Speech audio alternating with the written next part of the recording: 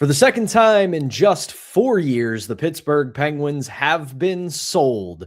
We're going to talk about the new ownership, the Hoffmann family, and what it means for the Pittsburgh Penguins right after this.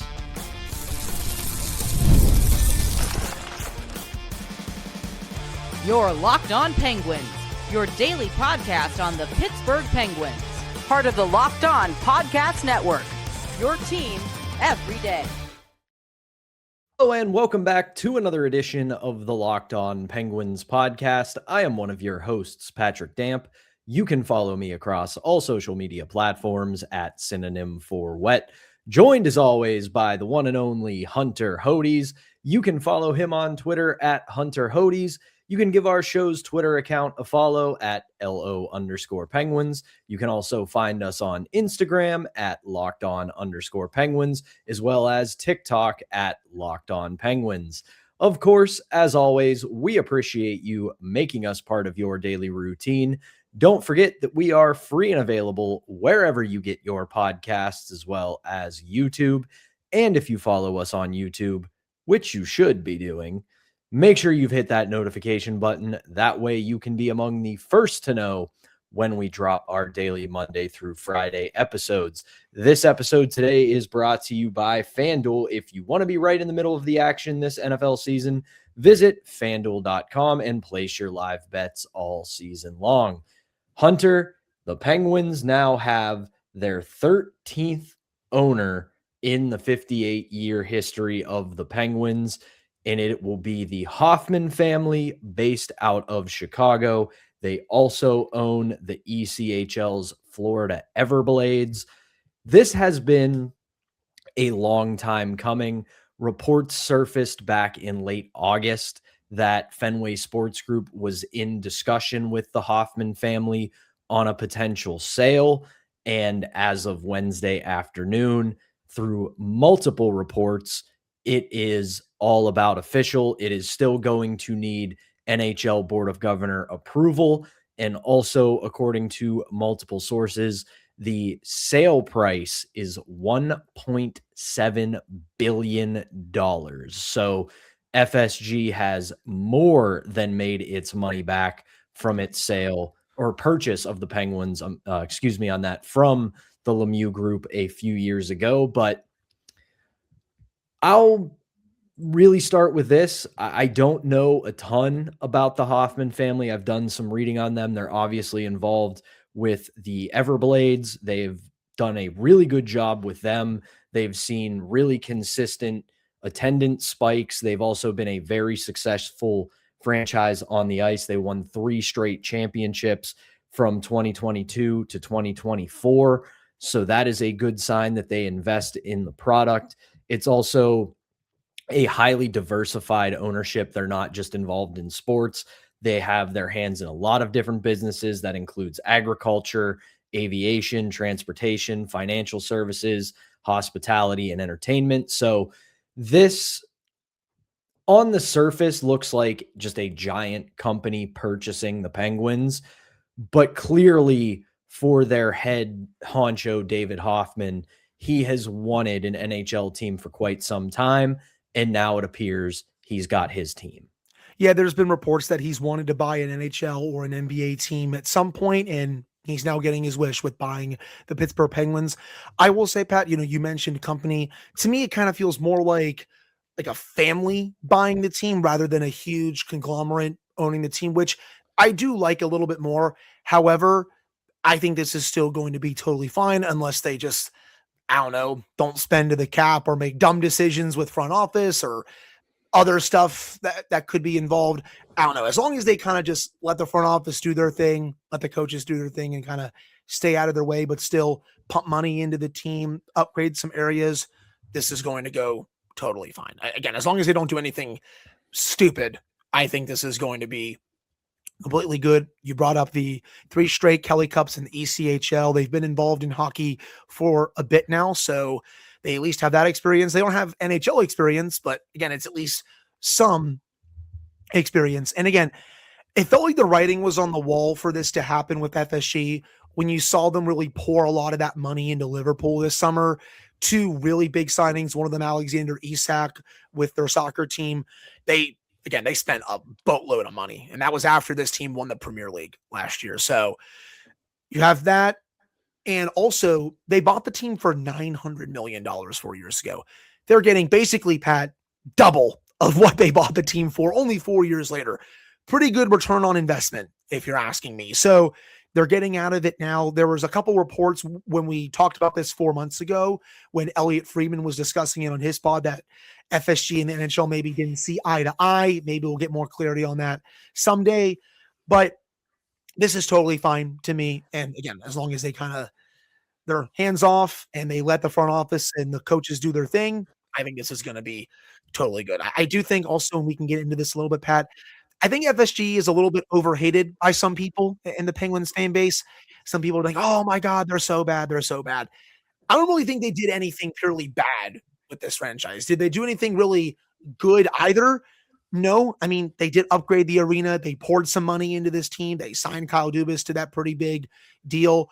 But in terms of bad things, not really. I think a lot of people just didn't like that they weren't from Pittsburgh, which, hey, that's valid. I get it. You know, they're Boston-based with the Red Sox, and they have Liverpool, and they own a whole bunch of teams. But I just think they were a little overrated, in my opinion. But still, am I sad to see them go? Absolutely not. This is totally fine. I would agree. I don't have any loyalty or really opinion of Fenway Sports Group. I think they saw an opportunity that Lemieux and the rest of his group were looking to get out. They were looking to make their money back and make some more money on everything that they had done to build the franchise back up from where it was when they purchased it all those years ago. And you kind of brought up that I think they did a lot of good. I know that because they're a Boston-based company, they're a Boston-based property, that there's always been a rivalry between the cities when it comes to sports. But, you know, you bring up, they invested a lot of money into PPG Paints Arena in upgrading it. And it's still one of the better places to catch a game in the NHL. They opened their wallets to get Kyle Dubas. And regardless of what we're going to talk about later in the show with the way the season has gone the last week, Kyle Dubas has done a pretty damn good job of making this team transition into its next era with the plan he has in place. So they get their guy on that. They invest in the arena. Yeah, again, it's Boston, so everybody's got their issues with it, but I thought they did fine. And if they didn't see eye to eye with the NHL, that was never going to end up well, because if you don't see eye to eye with the league in which you own a team in, eventually you're going to hit some roadblocks. The thing I have seen some people say, and I want to caution against this, because if you listen to this show, you know how I operate. I have seen a lot of people saying that they're worried about the over leveraging that the Hoffmann family might be putting themselves into by paying so much for this. I've seen some comparisons to Alex Morello when he was the owner of the Coyotes. Listen, I am not dismissing those concerns. I'm not saying that it is not possible, but let's wait and see what happens under this ownership group. It's not someone who has a reputation, or a company or a family of a reputation that has done shady business deals or anything like that. There is some stuff here and there, but for the most part, I understand the skepticism and the pessimism, because nobody is going to be Mario Lemieux, but they have purchased the team. Let's see how they operate and evaluate it from there. And speaking of Mario, I still wonder, Pat, does he come back in a bit of a bigger capacity with this new ownership group? I mean, he's been around PPG Paints Arena a bit more as of late. He was in the building as recently as last night, seeing if Sidney Crosby was going to tie the franchise record in points, if not break it. He's now 1 point away from tying Mario's record and then 2 away from breaking it. But even before that, he's been to a couple other games this year. You're seeing him around a bit more. So I'm really curious to see, once more of the details come out, is Mario going to be a bit more involved in the team going forward? Again, just speculating on my part, but it's at least a possibility. And that would be a really good starting off point for the Hoffmann family once this sale gets approved and they become the property of the Hoffmann family, to make sure that Mario Lemieux is involved in some capacity. If for no other reason, that would give you a good reputation in a good starting point to say, hey, we're bringing this guy back into the fold. He's going to play some kind of a role with the organization. Even if it's just some kind of fan service, it would certainly help their case as the new owners of the Pittsburgh Penguins. But that is going to do it for our opening segment. Obviously, we're going to keep our ears to the ground on this one and bring you any developments that come between now and then with the impending sale of the Pittsburgh Penguins. But now we got to talk about some hockey. The Pittsburgh Penguins were absolutely dominated by Connor McDavid, Leon Draisaitl, and the Edmonton Oilers on Tuesday night. We're going to recap that game when we get back right after this. But first, we've got to tell you about today's first sponsor, and that is Monarch. The holidays are amazing, but they can also get overwhelming fast. Whether it's travel, gifts, parties, year-end expenses, you name it, it's easy to lose track of your money this time of the year. And that is exactly why Monarch has become such a game changer. If you want to keep track of your finances and keep them under control this holiday season, you need to be using Monarch. It was rated Wall Street Journal's best budgeting app of 2025. Monarch is the all-in-one personal finance tool that brings your entire financial life together in one clean, simple dashboard. I'm a big fan of Monarch. I've been saying it since they've been on as a sponsor. They have really helped me keep track of all my finances, especially this time of year with travel on the docket, all the gifts I'm buying, holiday parties, you name it. Got to spend a lot of money this time of year, and Monarch's making sure I'm sticking to my budget. They're keeping everything tracked, and I'm making sure I'm not overextending myself in one of the most hectic times of the year. It is an absolute game changer. So don't let financial opportunities slip through the cracks. Use code LOCKEDONNHL at monarch.com in your browser for half off your first year. That's 50% off your first year at monarch.com with the code LOCKEDONNHL. All right, we're back here on the Wednesday edition of Locked On Penguins. I'm Patrick Damp, right alongside Hunter Hodes. Losing streak, it reaches 6, and that is how many goals the Edmonton Oilers put up against the Pittsburgh Penguins on Tuesday night at PPG Paints Arena. And I'll start it this way, Hunter. I wanted, and I know a lot of people are going to want us to come on here and get angry and get ourselves worked up over another loss. And I totally get it. 6-game losing streak. You don't win a single game during a 5-game homestand. There's a lot to be annoyed by, but I think I depleted my anger reserves on our Monday episode after the Utah game. Last night was just a case of a really good team came into PPG Paints Arena, played a not very good struggling Penguins team, and that was what happened.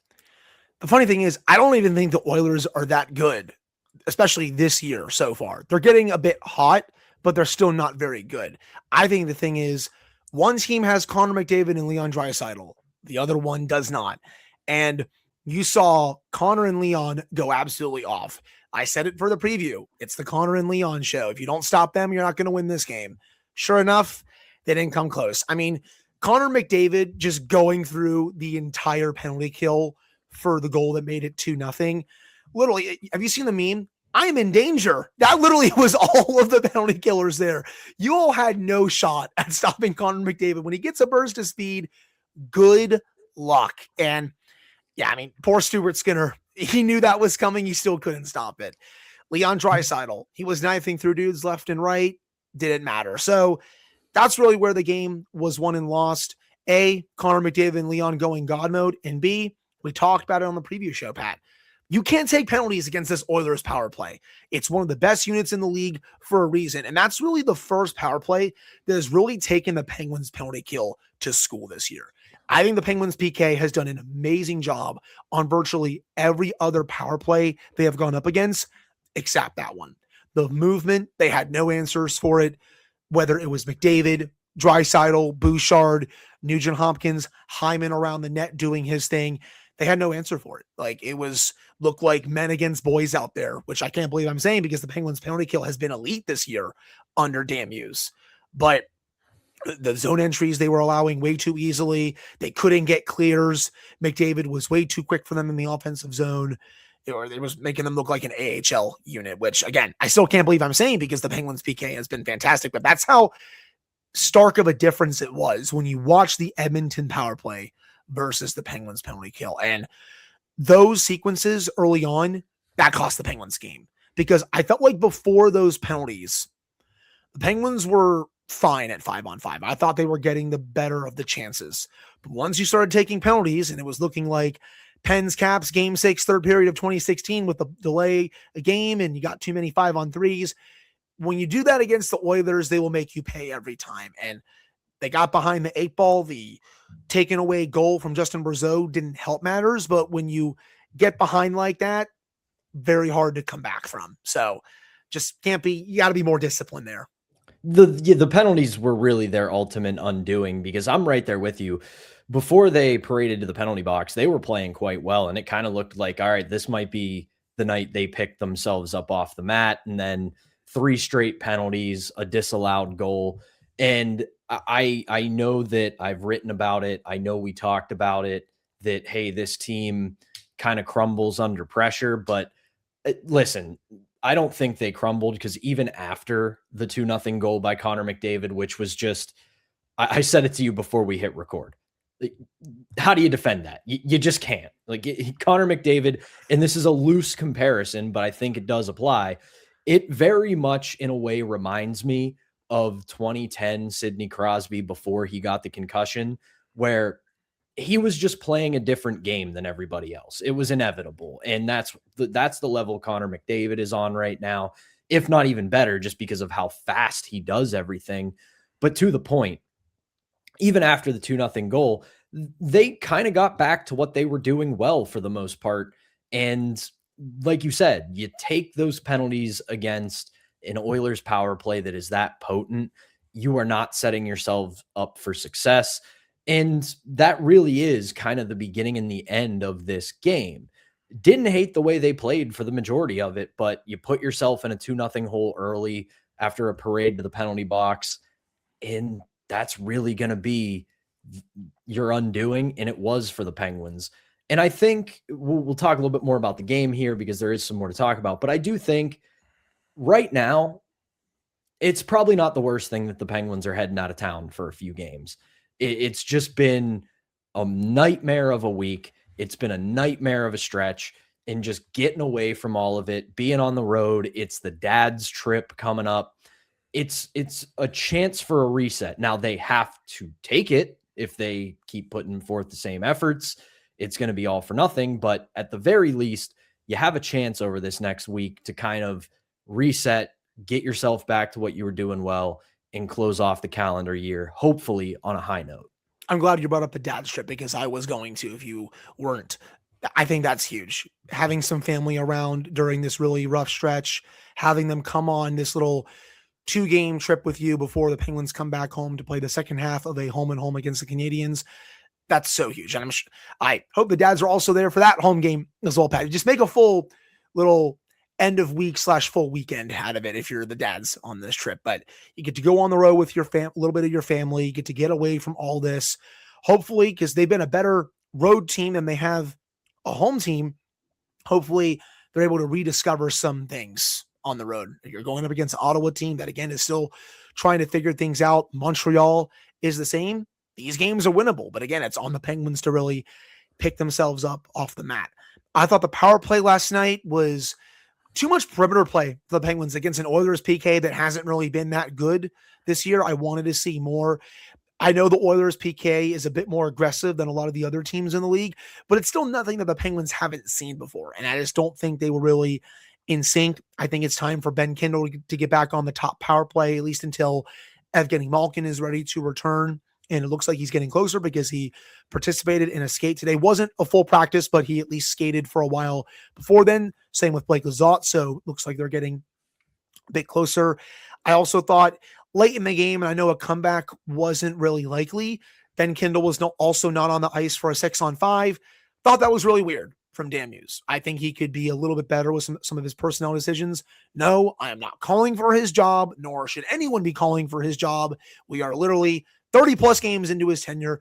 I just think there's a couple kinks he's got to be working out with, some personnel decisions. That's all. Pat, Chris Letang again, just another really rough night. I feel like you and I keep saying the same things about him on the show. He's averaging about 2 minutes less on the ice this year compared to last year. Last year was about 23:30. This year it's about 21:30. He's still not doing enough, man. Like, it's really rough to watch him in his own zone. Offensively, he's still, not driving play in his end. When you look at expected goals for, it's actually funny. His is a little bit higher than Carlson's, but Carlson's production is also much better overall, which is expected because he's getting more of the minutes and he is their best overall defenseman on this team. But Letang, when you look at all the defensemen at 5-on-5, he's been on the ice for the most scoring chances against. So they got to figure this out because it's getting really bad. And then lastly, before we head to break, and I'll give this back to you, Stuart Skinner, I thought he was fine. The Savoy goal he's got to have. Otherwise, a lot of those other shots he's not stopping. So overall, fine. I liked Skinner's game for the most part, considering the circumstances. He'd been here for around 24 hours, if that, and he gets thrown into the net to play against his former team. And, I know a lot of people will say, oh, that's the same thing with Jari, but Jari already had a start under his belt with the Oilers. So bit of a different situation. I thought he was fine enough. And shout out to all of you guys who listen to the show, because we heard it loud and clear at PPG last night. Every time he made a save, Stu. Yep. So I thought he was okay. And then the one thing I did want to add that you brought up, and I would, if I'm the coaching staff, I'm showing the team this today on the road for as much as I can. When it was 6-on-5, the difference between the way the Oilers played a 6-on-5 and the way the Penguins have played a 6-on-5 this year was stark. They did not allow the Penguins to get set up. They did not allow the Penguins to make any easy passes. They really made it difficult for them to do anything with the 6-on-5 advantage. When you compare it to what the Penguins have done this year, and it's part of the problem with the blown leads, is they kind of just go into a shell and protect the middle and play extremely passive. And it's led to goals against. It's led to blown leads. And you looked at the way the Oilers played it last night, and it was just a complete 180 from what we've seen from the Penguins. And it's part of the reason that even though I thought the Penguins were playing fine enough, they weren't going to be able to really get anything going at 6-on-5 because they were under pressure the whole time, which was leading to mistakes. It was leading to broken plays. And it really was a big difference at the end of the game. But Penguins, they are going to hit the road here for a few games. We'll obviously get you ready for those on this show throughout the rest of the week. But yes, even in a nightmare of a week, it is still Wednesday. That still means we got to do my favorite segment where we pick our MVP of the week in Warrior Helmet Wednesday. And we've got some interesting picks for this week's Warrior Helmet. So stick with us. We'll get into that right after this. Before we do that, though, we've got one more sponsor to tell you about, and that is FanDuel. The NFL Sundays, they move fast. One big play, and suddenly everything just feels different. That's what makes live betting with FanDuel so exciting. You're not just watching the game, you're reacting to it in real time. With FanDuel, you can place bets as the action unfolds, every drive, every momentum swing, and every highlight moment. Live betting, it's the best when the game starts to shift, when a receiver gets hot, a defense tightens up, or the momentum flips after a turnover. FanDuel, it lets you jump right into the moment with live spreads and money lines adjusting instantly. Player props will update as soon as guys start heating up, and you can bet next touchdown scorers, drive results, totals, and more. It keeps you locked into every snap, every drive, and every possibility. So if you want to be right in the middle of the action this season, visit FanDuel.com and place your NFL live bets all season long. FanDuel, the game moves fast, and so can you. Wrapping up the Wednesday edition of Locked On Penguins, I'm Patrick Damp, right alongside Hunter Hodes. And yes, it's my favorite segment on this show, my favorite thing that we do each and every week. It is Warrior Helmet Wednesday. And if you are new to Locked On Penguins, here is what Warrior Helmet Wednesday is. As I said, it's our MVP of the week. It can be a player, a coach, a front office member, whoever we want, because we made this segment up. It's not based in anything real. It's our thing to do, so we can do whatever we want with it. But it also pays homage to the 2016 Stanley Cup winning Penguins, who in the locker room after wins all the way through their Stanley Cup championship, they would give their team MVP a Warrior helmet. So we're paying homage to that. Hunter, I'm going to let you go first.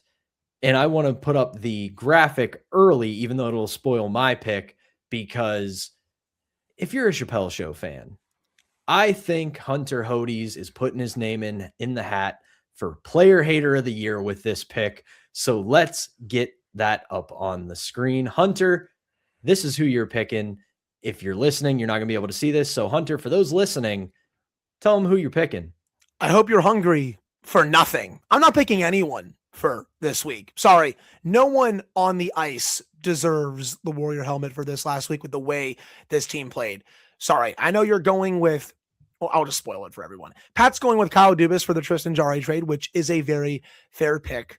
But I was just going off the players for this week. I could have given it to Dubas if I wanted to, but player-wise, no one deserves it for this past week. Not with all these blown leads, not with these performances, 6-game losing streak. We're going to try again next week, Pat, especially if they hopefully can win a game over the next week, and we'll hopefully see some better performances. But yeah, nobody gets my Warrior helmet, which I have never done before. I really honestly can't agree or disagree with you on it, because it's been a nightmare of a week. There's been some okay performances that get overshadowed by the results of the games. So for everybody on the ice, there really isn't anybody to hand the Warrior helmet to. I could maybe make a case for Sergei Murashov. I thought he did a pretty good job holding the fort as best he could, as long as he could, against Utah, despite not getting a ton of help from his mates. But wasn't good in the third period, though. So probably again, not. Yeah. Like I said, because of the result, because of the outcome and the way that third period went, would be even more difficult to give him for that. But as you said, I am giving it to Kyle Dubas for the Tristan Jarry trade.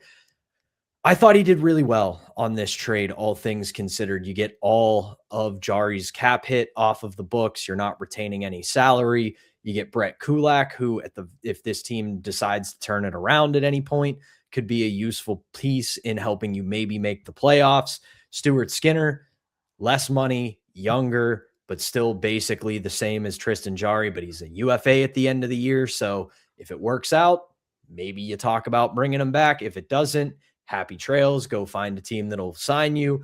In the 2029 second round pick, it can be whatever you want it to be. If this team doesn't have a ton of success, you keep that in your back pocket. You've got a second round pick in 2029. If you feel like you're going somewhere and you need a little extra piece to put in a trade, a 2029 second owned by the Oilers or from the Oilers, considering where they might be heading by 2029, might be a nice little valuable pick to have. So Kyle Dubas gets it for me, because that's a pretty good week and a pretty good trade for him, despite everything happening on the ice. That's fair. If you really pressured me into giving a Warrior helmet out to someone, I probably would have given it to Kyle Dubas, but I was just strictly going off the players for this week.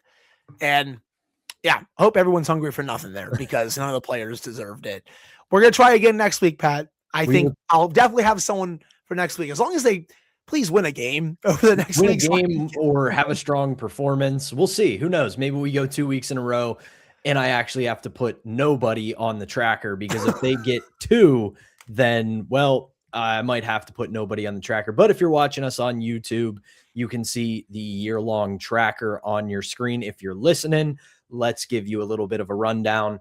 Several people with one Warrior helmet this season: Erik Karlsson, Dan Muse, the penalty kill, the power play, and now former Penguins goalie Tristan Jarry.